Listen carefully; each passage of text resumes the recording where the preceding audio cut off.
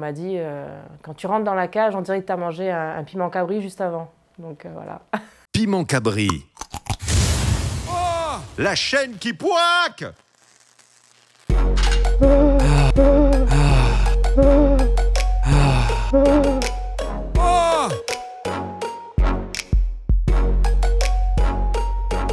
Alors, je suis née à l'île de la Réunion, à Saint-Clotilde, le 27 février 1987.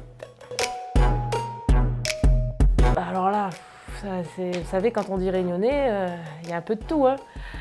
Je pense qu'il y a un peu d'Indien, un peu de Malgache aussi, voilà.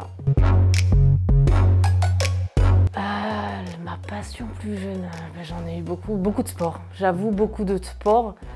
Et j'adorais danser. Shakira, Lara Fabian et je crois que c'est un peu les G-Squad aussi, je crois. Voilà, c'est à peu près tout.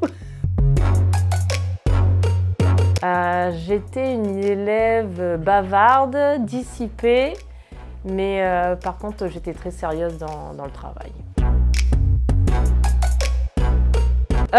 J'ai découvert le MMA dans un garage avec des amis.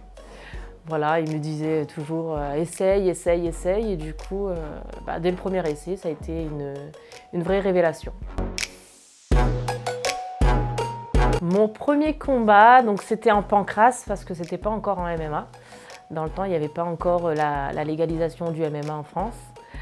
Ça a été expéditif et sanglant parce que voilà, mon adversaire n'a pas eu beaucoup de sorties.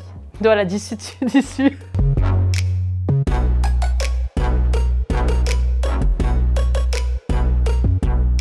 Eh ben, vous avez totalement tort parce que moi, j'en fais, hein, je suis pas du tout abîmée.